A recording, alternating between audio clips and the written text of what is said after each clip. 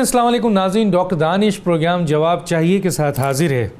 ناظرین، کچھ بہت اہم چیزیں پاکستان کے کئی اہم رہنما نے سلامتی کونسلز میں اور جنرل اسمبلی میں خطاب کیا۔ میں آج صرف دو رہنما کو پک کرتا ہوں، صرف دو رہنما کو۔ ایک ذوالفقار علی بھٹو صاحب اور دوسرے عمران خان صاحب۔ 1974 کی تقریر جو ذوالفقار علی بھٹو نے یو این میں اور سلامتی کونسلز کو اور پوری دنیا کو جھنجھوڑا تھا، لیکن آج 2019 میں عمران خان صاحب نے بھی کھڑے ہو کر پوری دنیا کو یہی بات کہی اور جھنجھوڑا۔ لیکن اس دوران کیا بین الاقوامی دنیا، سلامتی کونسلز اور یو این نے کوئی کشمیر کے لیے اور اس حق اور سچ کے لیے کچھ کیا؟ نہیں کیا۔ آئیے اس ایشو پہ بات کریں گے۔ میرے ساتھ بہت دو اہم مہمان ہیں۔ میرے ساتھ ہیں جناب سینیٹر اعظم خان سواتی صاحب، وفاقی وزیر برائے پارلیمانی امور، پاکستان تحریک انصاف۔ آپ کا شکریہ سر، آپ نے جوائن کیا۔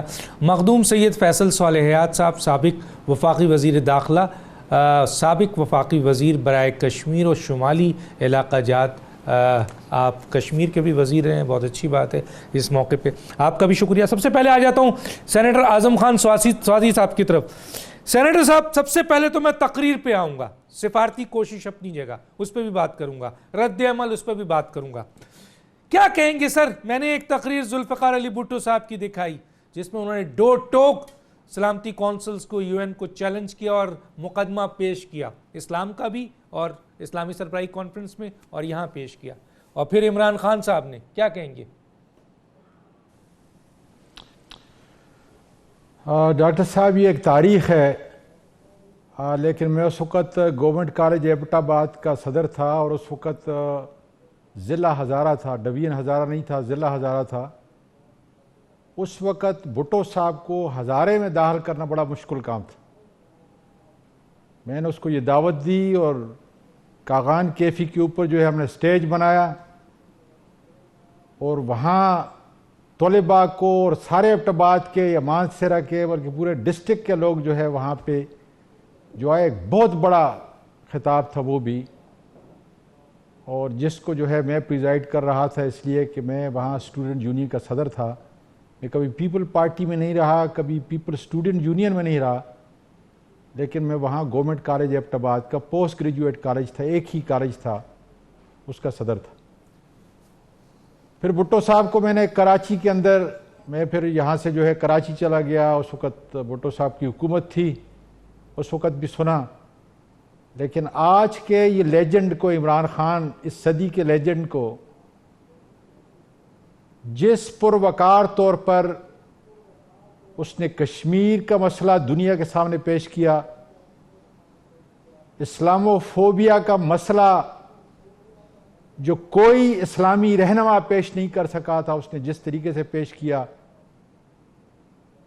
اور پھر سب سے بڑی بات یہ کہ اس نے عالمی لیڈروں کے ضمیر کو جھنجھوڑا کہ اگر تمہیں دنیا میں امن چاہیے تو پھر ہمیں آر ایس ایس کی پالیسیوں کے خلاف امن اور آشتی کے لیے جو ہے آگے بڑھنا پڑے گا۔ میں سمجھتا ہوں کہ میں یہ نہیں کہ میں اس کی حکومت کا وزیر ہوں، بلکہ میں بحیثیت ایک مسلمان کے اس کی عظمت کو سلام پیش کرتا ہوں کہ اس نے میرے اس دین کو جو میری زندگی کا حصہ ہے اور رہا ہے، میں نے 32 سال تک امریکہ کے اندر رہا ہوں اور آج بھی میرا سارا بزنس وہاں ہے، لیکن خدا کا شکر ہے کہ میں نے پاکستان کی عظمت کے اوپر اور دین کی عظمت کے اوپر جو ہے کبھی آنچ نہیں آنے دی۔ اور آج میں عمران خان کو اس لیے سلام پیش کرتا ہوں کہ وہاں میرے رشتہ دار بھی تھے، وہاں میری بچی بھی تھی اندر جب وہ خطاب کر رہا تھا، وہ ساروں کی آنکھوں میں خوشی سے اور ایک امید سے جو ہے وہ آنسو بھر آئے تھے۔ میں سمجھتا ہوں کہ آج انہوں نے کشمیر کے مسلمانوں کا نہیں، پاکستان کا مقدمہ نہیں، بلکہ ملت اسلامیہ کا مقدمہ جس انداز کے اندر، جس تمہید کے اندر، جس سیاق و سباق کے اندر اس نے الفاظ کو پرویا، ٹھیک، میں سمجھتا ہوں کہ وہ ہر ایک کے لیے ایک مشعل راہ ہے، اور انشاءاللہ تعالی آنے والا وقت یہ ثابت کرے گا کہ اس لیڈر کو اللہ تعالی زندگی اور اس کو حفاظت، بلکہ میں نے وہاں سے ایک ہی ٹیکسٹ کیا اس عمر کے اندر، اس لیے نہیں کہ میں اس کی خوشامد کرتا ہوں، اور خدا کا شکر ہے جو لوگ میرے ساتھ بیٹھتے ہیں وہ جانتے ہیں کہ دنیا کی کسی چیز سے مجھے کوئی غرض نہیں، حکومت کی کسی چیز سے مجھے غرض نہیں۔ 19 سال کے اندر جو ہے میرے سارے پارلیمنٹیرین جو ہے میری اس بات کی گواہی دیں گے کہ میں نے ایک کپ چائے کا نہیں پیا، سرکاری ایک کپ چائے کا، 19 سال میرے ہو گئے جب میں نے امریکہ سے جو ہے یہاں پہ آیا ہوں۔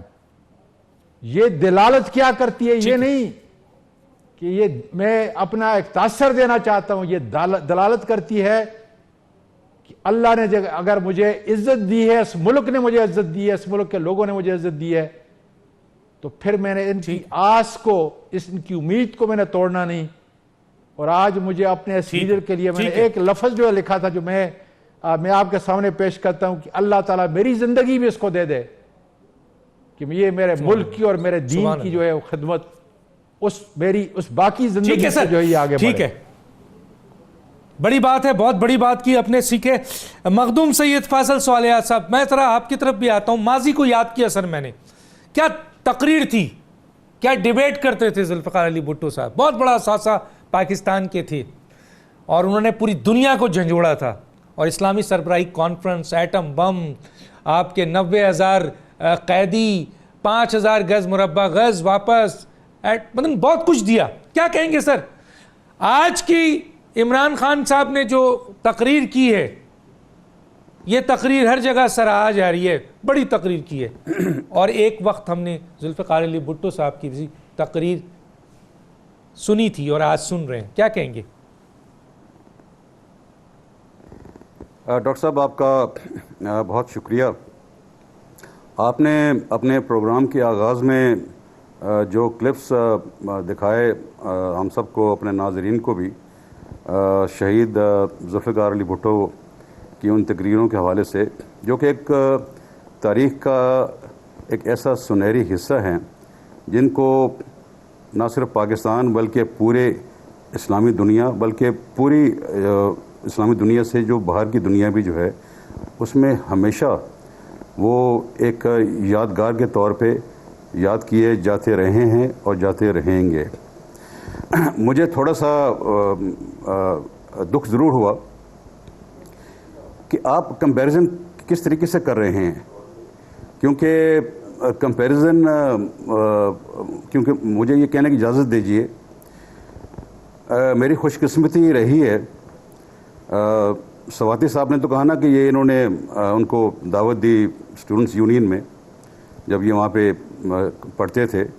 میں تو خود بھٹو صاحب کے ساتھ کام کر چکا ہوں، 1977 کی اسمبلی میں میں ان کے ساتھ رہا ہوں، اور اس کے بعد بھی مجھے یہ شرف حاصل رہا ہے، اور میری خوش نصیبی ہے کہ میں نے بہت کچھ ان سے سیکھا ہے، اور میرے لیے سیاست میں دو ہی میرے لیے ایک مشعل راہ ہیں، میرے دو ہی آئیڈیلز ہیں، قائد اعظم اور ذوالفقار علی بھٹو۔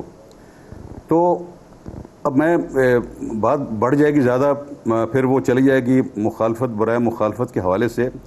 ایک تاریخ کا ایک بڑا کلیئر ایک مقالہ ہے ڈاکٹر صاحب کہ آپ تاریخ میں بہت سارے لوگ گزرے ہیں، بڑے بڑے لوگ گزرے ہیں جنہوں نے تاریخ رقم بھی کی ہیں، اور بھی لوگ گزرے ہیں۔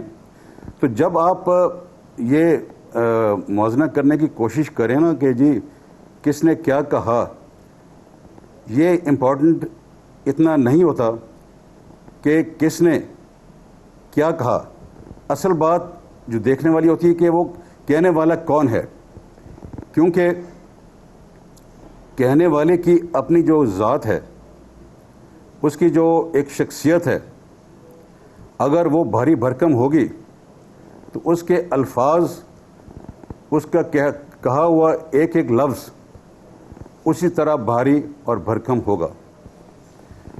اب میں بہت لمبی آپ کو اس کے بارے میں تعویلیں بھی دے سکتا ہوں. آپ کے پاس تو پروگرام کی وقت میں قلت ہے، اس لیے میں بات نہیں کر سکتا، کیونکہ آپ نے مجھے کہا کہ ذوالفقار علی بھٹو شہید اور عمران خان کا موازنہ کرے، تو میں ایک ہی لفظ میں آپ کو موازنہ کر دیتا ہوں. نہیں، موازنہ نہیں کہا ہے میں نے، ذرا تصحیح کر دوں. میں سو رہا تھا، میں نے یہ نہیں کہا. میں نے یہ کہا ہے کہ ایک وقت میں ہم نے گونج سنی ذوالفقار علی بھٹو صاحب کی، جو میں نے آج کلپ دکھائی ماضی کی، کہ انہوں نے پوری دنیا کو جھنجھوڑا. پھر میں نے کہا آج پھر کئی سالوں کے بعد ہمیں جنرل اسمبلی میں آواز گونج پاکستان کے وزیر اعظم کی دوبارہ سنائی دی. یہ کہا ہے، کمپیریزن نہیں کیا ہے میں نے. ذرا یہ میں تصحیح. اچھا ڈاکٹر صاحب، میں اپنی بھی تصحیح کروں، ٹھیک ہے. چلے میں اس کو ایک اور طریقے سے میں آپ کے سامنے بیان کرنے کی کوشش کروں گا کہ ذوالفقار علی بھٹو کی ان تقریروں کے بعد عالم اسلام، پوری اسلامی دنیا یکجا ہو کر ذوالفقار علی بھٹو کے پیچھے کھڑی ہو گئی. یہ تاریخ کی ایک حقیقت ہے. اور آج ہم نے کیا دیکھا، اس وقت ہمارے ملک کی کیا صورتحال ہے کہ آج وہی اسلامی دنیا جو کہ ذوالفقار علی بھٹو شہید سے ایک ایشو کے اوپر ان سے وہ رہنمائی حاصل کرتے تھے، آج وہی اسلامی دنیا آج پاکستان کے سب سے بڑے دشمن کے گن گا رہی ہے. یہ ہے فرق سب سے بڑا. اب اس فرق کو اگر آپ اس کا موازنہ کرنا چاہیں، اس کی آپ ڈیٹیلز میں جانا چاہیں، تو اگین ایک بہت بڑی ایک لمبی بحث ہوگی. میرے پاس تو بہت سارا مواد ہے اس حوالے سے بات کرنے کے حوالے سے. ذوالفقار علی بھٹو شہید کیوں انہوں نے یہ اس قابل بنے؟ اپنی ذہانت کی بنا پر، اپنی قابلیت کی بنا پر، اپنی لیڈرشپ کی بنا پر انہوں نے پورے پاکستان کو انسپائر کیا. صرف پاکستان کو ہی نہیں، پورے عالم اسلام کو انہوں نے انسپائر کیا. پہلی مرتبہ ڈاکٹر صاحب ذوالفقار علی بھٹو کی شخصیت تھی جس نے مڈل ایسٹ میں، مشرق وسطیٰ میں، خاص طور پہ GCC کے ممالک میں ان کو یہ باور کروایا کہ آپ کے پاس کتنی بڑی ایک طاقت ہے جس کو تیل کی طاقت کہا جاتا ہے. اور آپ 1973 کے آئل کرائسس اور آئل امبارگو کی طرف اگر آپ دیکھیں، ہسٹری کا ایک بہت بڑا وہ بھی ایک حصہ رہا ہے. اور اس کے بعد بھی دیکھیے عربوں کی جو طاقت ہے، GCC کی جو طاقت ہے، وہ 1973 کے بعد اسلامک سمٹ کے بعد ہی بننی شروع ہوئی اور بڑھتی گئی. ذوالفقار علی بھٹو ہی وہ شخص تھے جن کو معلوم تھا ان کی دور اندیشی. کسی لیڈر میں جب آپ نے خوبیاں دیکھنی ہوتی ہیں تو بہت ساری چیز دیکھیں، ان کی دور اندیشی دیکھیں. آج ان کی آپ کتاب پڑھیں، ان کو تو شہید کیا گیا 1979 میں، 40 سال کا عرصہ گزر گیا ہے. آپ ان کی وہ کتاب پڑھیں، اف آئی ایم اسیسینیٹڈ. آج بھی انہوں نے 40 سال پہلے جو لکھا ہوا ہے، آج ہو بہو اس خطے میں، پاکستان میں اور پوری دنیا میں وہی آپ کو نظر آ رہا ہے. انہوں نے پاکستان کی سیکیورٹی، پاکستان کی سیکیورٹی کے حوالے سے سب سے پہلے ذوالفقار علی بھٹو تھے جنہوں نے نیوکلیئر پاور کے حوالے سے اقدامات کیے. بھٹو نے سب سے پہلے، ان کو معلوم تھا کہ اگر پاکستان نے اس اپنے آپ کو ایک باعزت ملک کے طور پہ کھڑا کرنا ہے تو اس کے لیے انتہائی ضروری ہے کہ وہ نیوکلیئر سٹیٹس ایکوائر کریں. مجھے ڈاکٹر صاحب میں آپ سے یہ سوال کرتا ہوں اور آپ کے تھرو پورے ناظرین سے سوال کرتا ہوں، جب ان کو اقتدار ملا تو کتنے مشکل حالات تھے. ہمارے 90,000 جنگی قیدی ہندوستان کی قید میں تھے، لاکھوں ایکڑ مربع رقبہ جو تھا وہ ہندوستان کی قید میں تھا. یہ ان کی ذہانت تھی، ان کی قابلیت تھی کہ انہوں نے کچھ دیے بغیر، حالانکہ اس وقت اگر آپ ہسٹری کے دریچے میں جائیں تو ہندوستان نے اس وقت کی انڈین پرائم منسٹر نے بھرپور کوشش کی کہ یہی موقع ہے کہ جب ہم کشمیر کے اوپر پاکستان سے ہم مکمل طور پہ سرنڈر کروا لیں، لیکن انہوں نے کچھ دیے بغیر سب کچھ واپس لیا انڈیا سے. اس کو کہتے ہیں لیڈرشپ، اس کو کہتے ہیں قابلیت، اس کو کہتے ہیں دور اندیشی، اس کو کہتے ہیں کمپیٹنس. اب میں کس طریقے سے آپ کو میں ذوالفقار علی بھٹو کے حوالے سے اور بات بتاؤں میں.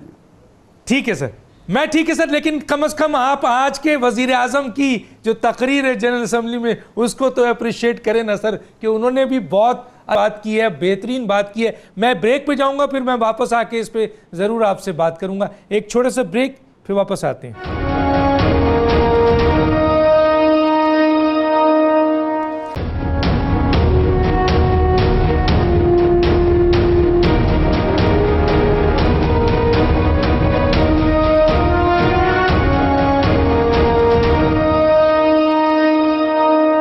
Welcome back. اعظم خان سواتی صاحب, آپ کوئی کمنٹس دینا چاہیں, جو بھی آپ کو اختیار ہے, لیکن میں ایک سوال بھی ساتھ رکھ دیتا ہوں, اور وہ سوال یہ ہے کہ عمران, میں اپنی بات کر رہا ہوں, اور جو لوگ جو ہم آبزرو کر رہے ہیں, دیکھ رہے ہیں کہ عمران خان کی جو تقریر ہے جنرل اسمبلی کی, اس کی پذیرائی اور اس کی جس طرح انہوں نے تقریر کی اور ویسٹ کو ایکسپوز کیا ہے, ٹرمپ کو ایکسپوز کیا ہے, مودی ٹرمپ گٹھ جوڑ کو ایکسپوز کیا ہے, اسلام کی اہمیت بیان کی ہے, اور بڑے ڈوٹوک انداز سے کی ہے, ہم اس کو سامنے رکھتے ہیں.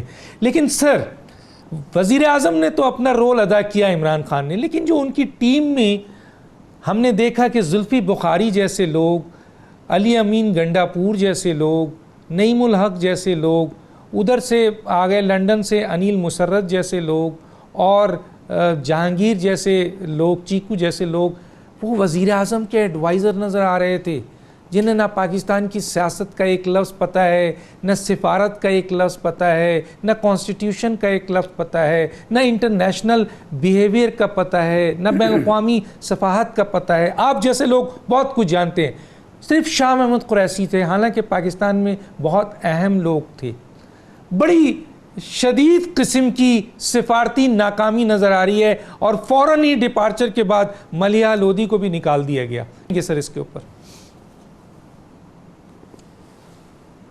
ڈاکٹر صاحب, میرا یہ خیال ہے کہ اتنا یہ ایک جذباتی قسم کا پروگرام تھا. پہلے تو میں فیصل حیات صاحب کی بات کا چند الفاظ کے اندر جو ہے یہ کر دوں کہ بھٹو صاحب ایک عظیم لیڈر تھے, اس میں کوئی شک کی بات نہیں ہے. بڑا درد رکھتے تھے ملک اور قوم کے لیے, اور آج عمران خان کی بھی صورتحال یہی ہے. لیکن آپ نے میری جماعت کے جن لوگوں کی بات کی تو مجھے بڑی دلی طور پہ تکلیف ہوئی کہ میں سمجھتا ہوں کہ مجھ میں اور زلفی بخاری میں کوئی فرق نہیں ہے. پھر آپ تو یہ بھی کہہ سکتے ہیں کہ بھئی آپ بھی 2 نمبر ہیں. آپ مجھ میں اور نعیم الحق صاحب میں سمجھتا ہوں کہ یہ جتنے لوگوں کے آپ نے نام لیے ہیں مجھ سے زیادہ باعزت ہیں, اس لیے کہ وہ میرے رہنما جو عمران خان ہے اس کی پارٹی کا حصہ ہیں, اس کی جان کا حصہ ہیں, اور میری زندگی کے اندر ان لوگوں نے جو قربانی دی ہے, جو لوگ ان کے ساتھ کھڑے ہوئے ہیں, ورنہ تو آپ ہم سب کو جو ہے ردی کی ٹوکری میں ڈال دیں اور کہہ دیں کہ آپ لوگ سچائی کے لیے, دیانت کے لیے, اور اس قربانی کے لیے کہ جو عمران خان کا درد ہے قوم اور ملک کے لیے, وہ چاہتا ہے کہ اس ملک کو ایک ایسے نہج پہ لے کے جائیں جہاں آج پاکستان کی کوئی قدر نہیں ہے, جہاں آج پاکستان کوئی خوش آئند علامت نہیں ہے دنیا کے لیے. لیکن اس ملک کو تبدیل کرنے کے لیے, اس کی عزت اور وقار کو بڑھانے کے لیے اگر انہوں نے اپنی ایک ٹیم چنی ہے تو ہم سب, میں سمجھتا ہوں کہ ایک ہی ہنڈی کے چاول ہیں, اور اگر خدا نہ خواستہ ان میں کمی ہے تو سب سے پہلے میں اپنے آپ کو کہوں گا کہ یہ مجھ میں کمی ہے. تو میں معافی چاہتا ہوں, لیکن مجھے اس بات سے یقین کرے بڑا دکھ ہوا ہے. میں سمجھتا ہوں کہ جس لیڈر نے ہم سب کو چنا ہے اور جو کام ہمیں دیا گیا ہے یہ اس کا کام ہے, اور پھر آپ لوگوں کا کام ہے. بالکل اوور سائٹ آپ کا کام ہے. آپ ہم کو اچھا بھی کہہ سکتے ہیں, برا بھی کہہ سکتے ہیں, لیکن خدا را جب وہ وہاں پہ یہاں پہ نہیں ہے اس وقت موجود, تو میں سمجھتا ہوں کہ شاید آپ نے مجھے کہا ہوگا کہ میں اس کی ٹیم کا ایسا ہوں, کمزور ہوں, نالائق ہوں. بہرحال جو کچھ بھی ہوں, میں نے آپ کو بتایا کہ دیانتداری سے اس عمر کے سے بھی ایک جنون ہے. یقین کریں ڈاکٹر صاحب, ایک جنون ہے کہ نہ صرف میں اپنی اس وزارت کے اندر بلکہ وزارت سے باہر بھی پارٹی کا کہاں کام ہوتا ہے. تو مجھے یہ نہیں کہ میری عمر کتنی ہو چکی ہے, مجھ میں کتنی طاقت ہے, ایک اللہ تعالیٰ ایک روحانی جذبہ مجھ میں پیدا ہو جاتا ہے اور میں بالکل اپنے آپ کو جوان سمجھتا ہوں. میں سمجھتا ہوں کہ عمران خان کی پارٹی کا ہر آدمی، ہر انسان میں خامی ہے. مجھ میں بہت بڑی خامی ہے. میں نے کبھی یہ نہیں کہا کہ میں گناہ گار نہیں، لیکن اللہ کا شکر ہے کہ اس کے ساتھ کھڑا ہوں، دیانتداری سے کھڑا ہوں اور کسی لالچ حوث کے نہیں. میں نے پی ٹی آئی اس لیے جوائن نہیں کی تھی کہ میں جو ہے وزارت مجھے دیں گے یا کوئی، میں نے پہلے جو ہے اس کے ساتھ کوئی وعدہ کیا تھا. یہ ان کی اپنی شرافت ہے، یہ اپنا وقار ہے کہ جو میں ان کی پارٹی کا حصہ ہوں. اور میں سمجھتا ہوں کہ آپ نے تو وزارت چھوڑ دی سر، حکومت کا حصہ ہوتے ہوئے آپ نے تو اصولوں کی، اپنے لیے یہ ایک اعزاز سمجھتا ہوں. آپ نے تو اصولوں کی خاطر وزارت کو لات ماری ہے سر. ہم آپ کی بات نہیں کر رہے ہیں، لیکن سر یہ سوال اٹھے گا کہ جس کا جو کام ہے وہی سانجھے. وزیر اعظم نے پارلیمنٹ وہ جنرل اسمبلی میں کھڑے ہو کر جو تقریر کی ہے، پوری دنیا میں انہوں نے پاکستان کی، مسلمان کی، کشمیریوں کی نمائندگی کی ہے. ہم اس کی تعریف کریں گے، لیکن سر ان کے ساتھ جو لوگ تھے وہ اس تجربہ کے لوگ نہیں تھے. حالانکہ پاکستان میں آپ جیسے لوگ موجود ہیں، بہت سارے لوگ ہیں، پی ٹی آئی میں ہیں. یہ زلفی بخاری کی کیا قربانی ہے پی ٹی آئی میں؟ کیا نالج ہے اس شخص کو؟ کیا آپ اس کو اہم اجلاس میں اہم معاونین کے طور پر اور اتنے اہم جگہ پر ایز اے ایڈوائزر لے جا رہے ہیں؟ انیل مسرت کو بلا لیا آپ نے، علی امین گنڈا پور کو لے گئے، آپ لے گئے ان کو، نئی ملک کو. سر کیا پی ٹی آئی میں کمی ہے؟ پی ٹی آئی میں آپ جیسے بہترین وزیروں کی کمی ہے جو ان کو بہترین مشاورت دے سکتی تھی؟ تو یہ سوال تو اٹھے گا نا سر، معذرت کے ساتھ. جی سر کیا کہتے ہیں؟ جی ڈاکٹر صاحب، میں ایک سیکنڈ کے لیے آپ کو اس کا جواب دوں. یقین کریں کہ زلفی بخاری جو ہے وہ میرے چھوٹے بچے سے بھی جو ہے اس کی کم عمر ہے، لیکن خدا گواہ ہے کہ جو صلاحیت اس شخص کے اندر ہے، اس نوجوان کے اندر جو کمٹمنٹ ہے، جو صلاحیت ہے، کوئی بات نہیں کہ میں 10 سال پہلے جو ہے آیا تھا اور اس پارٹی کے اندر 20-25 سال کے پرانے، لیکن اس شخص کے اندر جو کمٹمنٹ ہے، جو ویژن ہے، اور اسی طریقے سے جتنے لیڈرز کا بھی آپ نے نام لیا ہے، ہر ایک کی اپنی اپنی قربانی ہے. مشکل وقت میں کھڑے ہوئے. اور آج جو میں سمجھتا ہوں کہ جو ہمارے ساتھ ہیں وہ عمران خان کی ویژن، اس کے کردار کی اور اس کے مستقبل کی ترجمانی کر رہے ہیں. ٹھیک ہے سر، ٹھیک ہے. میں بس میں ذرا سا فیصل سوالیات کی طرف جاؤں گا. اور آپ کی تو میں قدر اس لیے کرتا ہوں، پورا پاکستان آپ کی قدر کرتا ہے. آپ نے تو سر وزارت کو ٹھوکر ماری ہے. لیکن زلفی بخاری کو آپ کے ذریعے پیغام بھیجتا ہوں کہ اگر آپ میں کوئی صلاحیت ہے تو ایک دن میرے ساتھ 1-to-1 پروگرام کریں، یہاں بیٹھیں آ کر. اور میں یہ معلوم کرنا چاہتا ہوں اگر آپ کے پاس یہ ساری صلاحیت ہے تو ہم بھی سلوٹ کریں کہ پاکستان کو بہت بڑا ایڈوائزر مل گیا.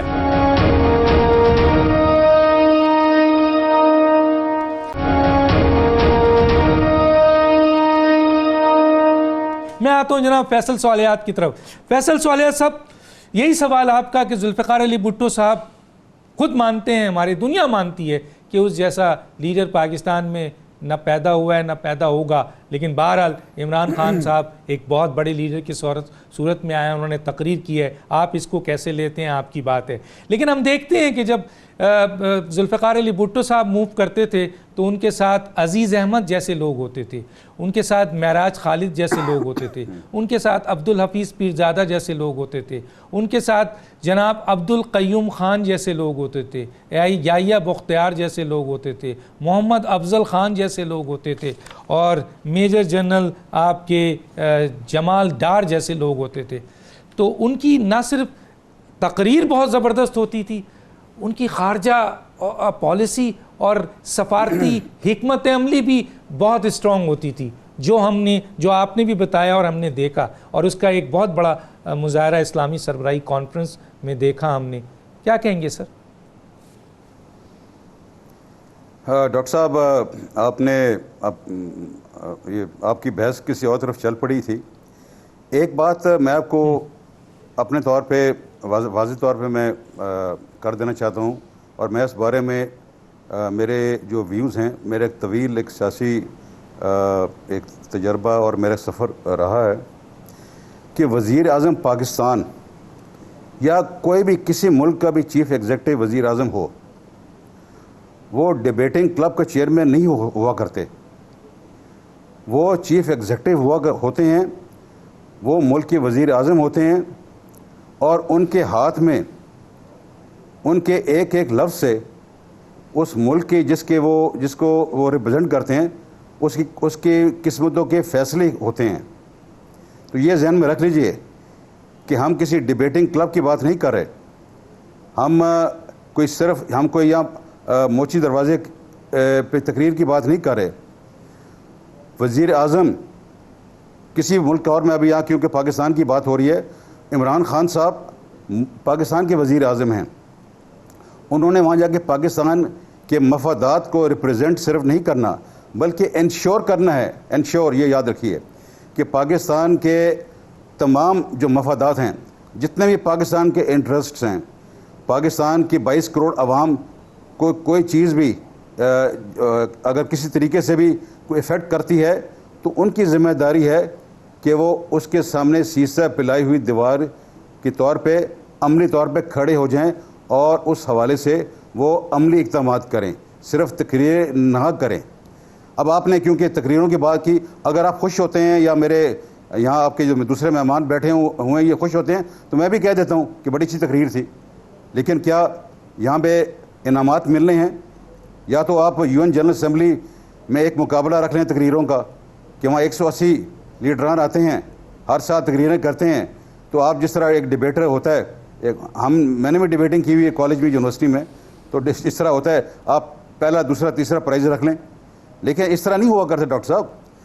پاکستان میں بھٹو صاحب کی میں نے کیوں بات کی کہ ان کی تقریروں کے پیچھے عملی اقدامات تھے. ذوالفقار علی بھٹو نے 1973 میں جب پوری اسلامی دنیا کو متحد کیا اور عالم اسلام کے ایک انڈسپیوٹڈ لیڈر کے طور پہ ابھرے تو پاکستان کے لیے انہوں نے کیا کیا؟ عالم اسلام کو تو متحد کیا. میں چھوٹی سی مثال لیتا ہوں جس کا پورا پاکستان رہتی دنیا تک ان کا مخروض ہے. پاکستانیوں کی لاکھوں کی ایک کھیپ جانی شروع ہو گئی مشرق وسطیٰ میں، گلف سٹیٹس میں، اپنے روزگار کے لیے. آج کیا ہو رہا ہے؟ آج ان گلف سٹیٹ سے لاکھوں لوگ واپس پاکستان دھکیلے جا رہے ہیں. یہ ہماری پالیسی کا فرق ہے، یہ لیڈرشپ کا فرق ہوتا ہے ڈاکٹر صاحب. صرف تقریریں نہیں ہوتی، ان تقریروں کو آپ نے عملی طور پہ پالیسیز میں اپنے پرونا ہوتا ہے یہاں پہ. اور یہاں پہ اب میں کسی ٹیم کی بات بھی نہیں کروں گا. PTI کی حکومت ہے، عمران خان صاحب اس کے وزیر اعظم ہیں، ان کو حق ہے اپنی ٹیم جو بھی رکھیں. لیکن ہوا کیا ہے یہاں پہ؟ آپ نے تقریروں کی بات کی ہے. آج نیپرا نے 53 سینٹ بجلی کا ریٹ بڑھا دیا ہے، 53 ارب روپے کا ایک بم شیل عوام پہ ٹھونس دی ہے. آپ تقریروں کی بات کرتے ہیں، آئیے عوام کو کہتے ہیں کہ بھائی یہ 53 ارب روپے کا بم شیل ہضم کر لو تقریر کے بہانے، تقریر کے صدقے. پاکستان کے اوپر یہاں پہ جو معاشی، یہاں پہ جو انتہائی افراتفری کے حالات ہیں بیڈ گورننس کے حوالے سے، عوام کو کہتے ہیں کہ چھوڑیں اس بیڈ گورننس کو، تقریر سن لیں، اس سے اپنا ہاضمہ پورا کر لیں. یہاں پہ جو پیٹرول کا ریٹ 250 روپیہ انٹرنیشنل مارکیٹ میں ریٹ پیٹرول کم ہو گیا ہے، پیٹرول کا ریٹ جو 250 روپے جا رہا ہے، عوام کو کہتے ہیں آئیے تقریر سن لیں، اس سے آپ اپنا ہاضمہ پورا کر لیں. اس طرح قومیں، اس طرح ملک نہیں چلا کرتے. عملی اقدامات سے ملک چلا کرتے ہیں ڈاکٹر صاحب. آج یہ پاکستان معاشی طور پہ ایک میلٹ ڈاؤن کی سٹیٹ میں، میلٹ ڈاؤن. آپ لیٹسٹ فگر پڑھیں، یہ جو ہمارا ان کا اپنا سرکاری ادارہ ہے پاکستان بیورو آف اسٹیٹسٹکس، اس نے خبردار کیا ہے کہ ہماری جو شرح گروتھ ہے وہ 2.5 یا 2.6 سے اوپر نہیں جا رہی. انہوں نے تو بڑے بڑے پروجیکشنز یہاں کی ہوئی ہیں. یہاں پہ یہ باتیں عام آدمی کی سمجھنے سے باہر ہیں، لیکن میں اس لیے کہہ رہا ہوں کہ PTI کی گورنمنٹ نے تو کہا تھا کہ ہم 1 کروڑ نوکریاں دیں گے. آج پچھلے 15 مہینے میں 15 لاکھ سے زیادہ لوگ بے روزگار ہو چکے ہیں پہلے سے ہی. 1 کروڑ نوکری تو بعد میں آئیں گی. تو میں اس لیے کہہ رہا ہوں کہ یہ ان کی جو پالیسیاں جو ہیں، ان کی جو پالیسیاں ہیں وہ بولتی ہیں، یہاں پہ الفاظ نہیں بولا کرتے. حکومتوں کی جو پالیسیاں جو اقدامات کرتے ہیں وہ بولتے ہیں. آپ کے اس شو میں ڈاکٹر صاحب میں نے 2 مہینے پہلے آپ ریکارڈنگ آپ کے پاس ہوگی, میں نے کہا تھا اس وقت کہ اس وقت ڈالر کا ریٹ 140-42 روپے تھا. میں نے کہا تھا کہ 2-2.5 مہینے میں ڈالر کا ریٹ 155 سے 60 روپے جو ہوگا, ریکارڈ کی بات ہے. آج آپ کو میں بتا رہا ہوں, آج ان کی ایسی پالیسی کی وجہ سے آج ڈالر کا ریٹ اگلے جو 4-5 مہینے کے جو پروجیکشنز ہیں اس کے مطابق ڈالر کا ریٹ 170 سے 180 روپے پہ جانے والا ہے, جس کا مطلب کیا ہے, ایک مہنگائی کا اور ایک اکنامک میلٹ ڈاؤن کا ایک اور بہت بڑا طوفان. جتنا مرضی دیکھیں یہ کہتے رہے کرپشن کرپشن کرپشن, کب تک یہ چورن بیچیں گے؟ ان کی حکومت جو ہے اس پارلیمنٹ کا 15 مہینے پورے ہو چکے ہیں, 15 مہینے پورے ڈاکٹر صاحب ہو چکے ہیں. 15 مہینے کتنے ہوتے ہیں؟ 25% ٹائم ان کی پارلیمنٹ کے ان کی حکومت کا پورا ہو چکا ہے. 25%. یہ تو 100 دن کی بات کر کے آئے تھے نا جی. آج کب تک کہتے رہیں گے پچھلی پالیسیاں ہیں, کب تک کہتے رہیں گے یہ کرپشن کے اقدامات کر رہے ہیں, کب تک کہتے رہیں گے کہ ہم ان کے خمیازہ بھگت رہے ہیں؟ یہ اب بات چورن چلنے والی نہیں ہے. اب عملی اقدامات کرنے پڑیں گے, اور آپ کے پاس نہ صلاحیت ہے, آپ کے پاس نہ کانفیڈنس ہے. پورے قوم نے دیکھ لیا 15 مہینے میں کہ آپ کی صورتحال کیا ہے. آپ نے خود اپنے آپ نے جو بات کی ہے اس حوالے سے, اس سے تو بڑے واضح ہو جاتا ہے ہر چیز کو. ٹھیک ہے, میں آپ کو ٹائم دوں گا سر, میں آپ کو ٹائم دوں گا. میں ایک بریک پہ جا رہا ہوں, ایک چھوٹا سا بریک پہ واپس آتے ہیں.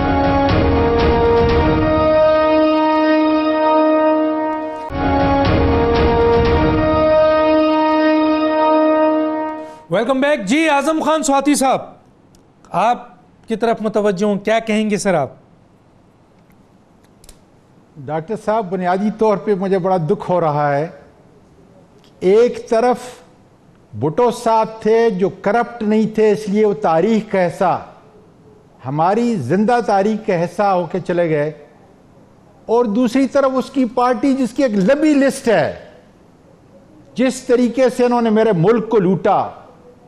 آج دیکھ لیں کہ 4 جو ہے اسپتالوں کے اندر, آج سندھ کی ذرا حالت دیکھ لیں, کراچی کی حالت دیکھیں, کچرے کے ڈھیر. میں نے وہاں پڑھا ہے, 8 سال میں وہاں پہ رہا ہوں. لانچوں کے اندر جو ہے اس ملک کو جو ہے منی لانڈرنگ کے ذریعے جس طریقے سے لے کے گئے ہیں, 24,000 ارب میرے منہ سے نکلتا ہوا جو ہے مطلب اتنا بڑا ہے کہ 10 سال کے اندر جو ہے اس ملک کی تباہی کے ضامن آج مجھ سے یہ پوچھ رہے ہیں کہ آپ کو ملک چلانا جو ہے نہیں آتا, اور عمران خان کو ملک چلانا نہیں آتا. 24,000 ارب کا قرضہ دے کر, اور انشاءاللہ تعالیٰ میں ان کو یہ بتا دوں کہ یہ جو امید اور عمل اور کردار جو ہے عمران خان کا ہے, انشاءاللہ تعالیٰ ہم اس کی پارٹی کا, اس کے وزراء کا ایک کا وہی کردار خدا کے فضل سے ہوگا. اس لیے کہ ہمیں عمر اگر اس کی چھوٹی ہے, لیکن یہ کہ ایک باپ کی طرح شفقت سے ہمارے مورال کو جس طریقے سے بلڈ کرتا ہے, اور ہمیں بتاتا ہے کہ دیکھیں دنیا میں اگر بڑا نام پیدا کرنا ہے تو آپ نے اپنے کردار سے, اپنے ضمیر کی آواز سے, اور اس ملک کو آگے لے کے جائیں گے, اس ملک کی غربت کو دور کریں گے, انسانوں کے لیے احساس تمہارے ذہن تمہاری زندگی کا حصہ ہوگا, تعلیم کے اندر, ہیومن ریسورس کے اندر جو ہے انشاءاللہ تعالیٰ ہم خرچ کریں گے. اور انشاءاللہ تعالیٰ دیکھیں میں اگر زندہ ہوا تو ہم بتائیں گے کہ یہ جتنی ہاؤسز کا کہا تھا اس سے ڈبل بنائیں گے خدا کے فضل سے. جو نوکریاں تھیں وہ بھی دیں گے. ہم پی آئی اے کی طرح تباہ کر کے, سٹیل مل کی طرح تباہ کر کے نوکریاں نہیں دیں گے کہ جو ہمارے ایسٹ تھے, جو ہمارا کیپٹل تھا, اس سے بھی آج ہم محروم ہیں.